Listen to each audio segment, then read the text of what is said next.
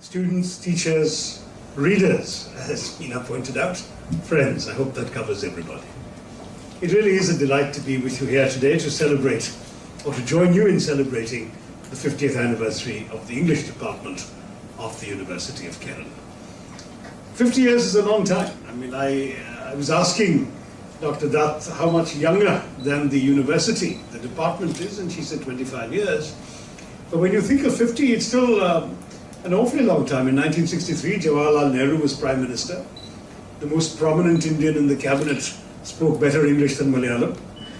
We had a nation in which the language riots of the mid-60s were yet to break out, where independence was still fresh and the sense of triumph over British colonial domination had not eclipsed the usefulness of English as a language of communication and indeed of national unity.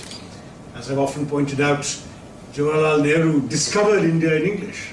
And so to my mind, English was in fact the principal language of Indian nationalism. Even though Gandhiji encouraged every Indian to speak in his or her mother tongue, I felt that what Nehru understood and articulated so brilliantly in his writings was that a language that was equally advantageous or disadvantageous in every part of the country had that advantage of equality throughout the land that anyone's mother tongue alone could not have. In these 50 years, however, a number of things have changed for the English language in India and in Kerala. I think the first and most obvious has been the increasing assertion of what one might call both political and cultural pride in the vernaculars. This is inevitable, perhaps. It's entirely understandable that this should be the case, but particularly with the emphasis by state governments and by politicians elected in the states to the emphasis upon having instruction in the mother tongue, English has inevitably been de-emphasized throughout the country. And so one sees that English departments that used to be extremely reputed, not just in India but worldwide, are simply not being seen in the same light today. I remember an old friend of mine, I never was a student, Professor P. Lal of Calcutta University, saying to me, but this is about 20 years ago, that he said, everything in India gets better and worse at the same time. He said, when you were when I first knew him, I was in high school in Calcutta, but he was teaching at Calcutta University. He said that perhaps I would have had, in my English department, he said I would have had 5 world-class students and 50 mediocre ones. He says, today I have 20 world-class students and 200 mediocre ones. So everything gets better and worse at the same time. Now that actually would be a progression, one could argue. But of course, given the increase in our nation's population, given the scale in which our country has been growing, that also means that the larger numbers he's talking about represent an ever smaller percentage of society, of our population. So is English in danger of becoming more and more irrelevant? In favor of that argument is an unexpected development. And that development is that of our communications and television capacity in this country. When I was a child, there was, for the most part, no television, but when television finally came, it was one channel in black and white. And that one channel would give you both programming in English and Hindi, with the result that essentially anybody who understood any English and wanted to know the news, or didn't understand any Hindi and wanted to know the news, the entire nation would sit down at the same time, whatever it was, 7 p.m., 8 p.m. at night, and watch the same news in the same language. And that would, in a sense, be a force of national unity. Today, that is no longer the case. What is happening is that everyone has access in their own language, their mother tongue, to a multiplicity of choices of television channels. We have over 300 all-news 24/7 channels in our country, and we also have, of course, entertainment and cinema and all sorts of other things in the own language. With the result that the national imagination has given way to a sublinguistic, sub-regional imagination. So you can live in Kerala and never watch an English channel. You can watch a choice of 9 or 11 Malayalam channels, and there are new ones coming every few months. Similarly, a Tamil person would only have Tamil channels that they would watch, a Bengali, Hindi speaker, Hindi, and so on. This creates a sort of linguistic fragmentation of the national sensibility, where what you are seeing increasingly is people thinking more and more parochially. It has political implications because the rise and consolidation of the regional parties in our politics is also a reflection of modern communications and the way in which our own imagination has been segmented by the availability of linguistic options that we understand in our own mother tongues.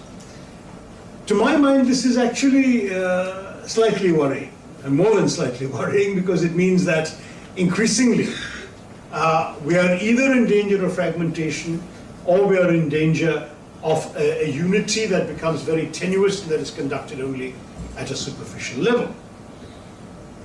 That is, that there is an elite at the top that for reasons of education or of their professional interest can function in English and therefore relate to each other, but everybody else, 90% of the population, functions only within their own groups.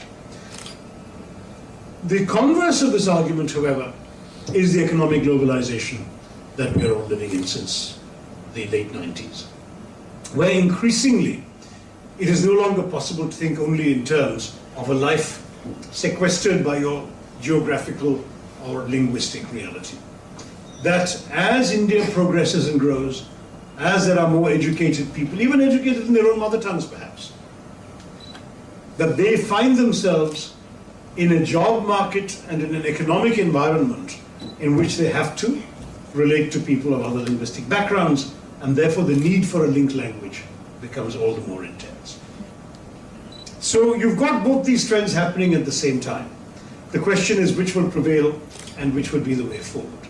And of course, the other question we have to ask ourselves is, what is the situation in Kerala? I remember joking once that in 1971, my illustrious predecessor as Member of Parliament for Thiruvananthapuram, Mr. V.K. Krishnamenon, conducted his entire election campaign in English, did not speak a word of Malayalam, and he won. I said if he tried that today, he would lose his deposit. Because that is, not only is it that he would not have been understood by the vast majority of voters, but that they would have resented his not being able to speak Malayalam to them. That is essentially where we are in terms of cultural self-reassertion and cultural pride. And that has, as I said, political implications. But it's also true that the Keralite, more than perhaps any other Indian, with the possible exception of some of the Bombayites, the Mumbaikars, the Keralite is much more dependent upon being able to connect to the rest of the world. Partly it's a reflection of our own relative lack of job opportunities in this society. People need to go to other states, to other countries to look for work. Partly it's our own cultural openness, which goes back for millennia. I've just been to the Muziris excavations, the port which the Romans and the people of what we today think of as West Asia, the Middle East, were trading with 3,000 years ago. Kerala has always been open across the Arabian Sea to the rest of the world. And therefore, one would argue that that openness predisposes us to being understanding of, tolerant of, other ways of seeing, other ways of believing, other ways of worshipping, other ways of dressing or eating, or even speaking. So Keralites can't afford to remain in a linguistic cocoon.